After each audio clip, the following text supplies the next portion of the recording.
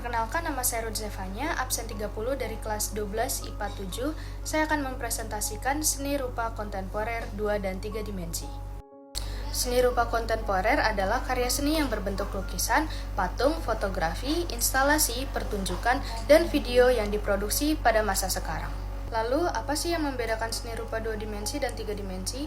Seni rupa 2 dimensi hanya memiliki panjang dan lebar saja, sedangkan seni rupa 3 dimensi memiliki panjang, lebar, dan ruang. Perbedaan yang kedua, seni rupa 2 dimensi hanya dapat dilihat dari satu sudut pandang saja, sedangkan seni rupa 3 dimensi dapat dilihat dari berbagai sudut pandang. Titik adalah unsur yang paling dasar. Garis adalah gabungan daripada titik-titik tersebut. Bidang itu contohnya kayak segitiga, segi empat, lingkaran, gitu-gitu. Bentuk itu gabungan daripada bidang. Setelah itu ada ruang itu yang menunjukkan dimensi. Warna dibagi menjadi 5, yaitu warna primer, sekunder, tersier, analogus, dan komplementer. Selanjutnya ada tekstur. Tekstur itu adalah sifat dari sebuah benda. Dan yang terakhir ada gelap terang. Gelap terang itu terjadi karena ada perbedaan intensitas cahaya yang jatuh pada benda. Lalu kita lanjut ke unsur modernisme. Eksperimen artinya seniman mencoba hal yang inovatif atau konsep yang baru. Pembaruan adalah inovasi yang didapatkan dengan mengembangkan produk lama menjadi produk baru.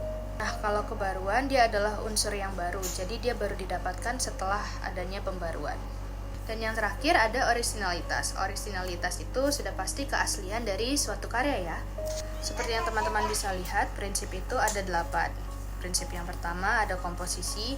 Komposisi itu menyelaraskan bentuk, teknik, warna, dan tekstur. Contohnya dengan menggunakan palet warna yang seragam atau menggunakan gaya seni yang konsisten. Kesatuan mencakup aspek-aspek penempatan objek, proporsi, dan pergerakan mata. Ketiga, keselarasan. Artinya akan lebih bagus jika komponen-komponennya saling berpadu atau harmonis. Yang keempat ada penekanan. Penekanan itu fokusnya pada bagian tertentu, jadi dia dapat menarik perhatian penonton. Yang kelima ada keseimbangan. Prinsip ini mengatur bahwa karya seni dapat simetris atau seimbang secara merata atau asimetris, seimbang secara tidak merata. Melalui penerapan prinsip ini, diharapkan sebuah karya seni rupa dapat menciptakan kesan yang stabil atau seimbang. Yang keenam ada prinsip kesebandingan. Melalui prinsip ini, diharapkan karya seni dapat menciptakan efek visual yang menarik dan tidak berat sebelah. Yang ketujuh ada prinsip irama atau pengulangan. Jadi prinsip ini membantu karya seni rupa untuk membuat pola yang bergerak. Dan prinsip yang terakhir ada gradasi. Gradasi itu seperti kayak susunan warna dari yang paling tipis atau yang paling muda ke yang paling tua atau sebaliknya. Prinsip gradasi juga berperan untuk menambah dimensi pada karya sekaligus membantu menambah kedalaman visual. Sekarang kita beralih ke teknik-teknik karya seni rupa kontemporer 2 dimensi dan 3 dimensi. Oke, kita bahas yang 2 dimensi dulu ya. Jadi yang pertama ada teknik blok. Teknik blok itu sama seperti siluet. Yang kedua ada teknik arsir. Teknik arsir ini dengan memberikan garis-garis sejajar atau menyilang untuk memberikan dimensi pada karya. Teknik dusel itu yang kita gambar pakai pensil, habis itu disapu-sapu halus dengan tangan, cotton bud, kapas, atau tisu untuk menentukan gelap terangnya objek. Teknik pointillist dibuat dengan menitik-nitikkan pensil, pulpen, atau cat untuk membentuk suatu objek atau lukisan. Teknik akuarel adalah teknik menggambar atau melukis dengan menyapukan cat berbahan dasar air yang tipis, jadi hasilnya itu bakal agak transparan gitu. Selain itu ada teknik plakat. Teknik plakat ini adalah menggambar atau melukis dengan cat yang pekat kayak cat akrilik, cat minyak, cat poster. Selanjutnya ada teknik semprot atau airbrush. Teknik ini menggunakan semprotan khusus untuk menggambar, dan dalam teknik ini dibutuhkan keahlian dan ketelitian.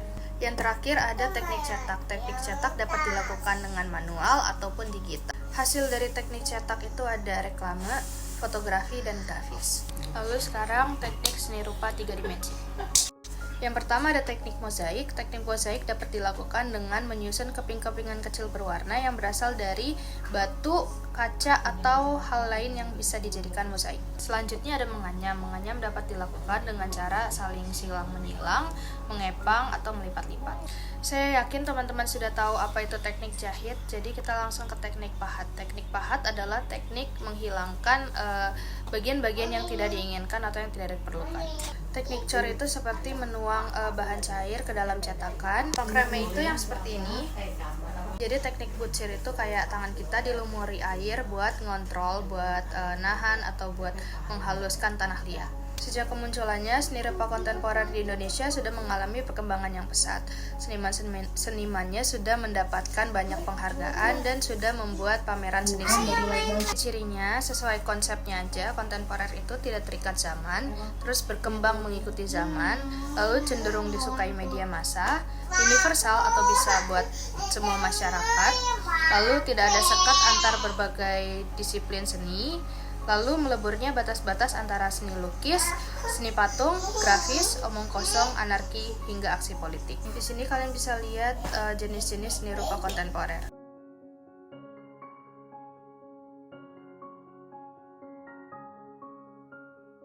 Fungsi dibagi menjadi dua, yaitu fungsi individual dan fungsi sosial. Fungsi individual digunakan untuk memenuhi unsur emosi individu. Fungsi ini memenuhi seni pakai, busana, dan lukisan. Fungsi sosial adalah fungsi yang dapat dimanfaatkan oleh banyak orang, seperti edukasi dan pembelajaran. Terima kasih.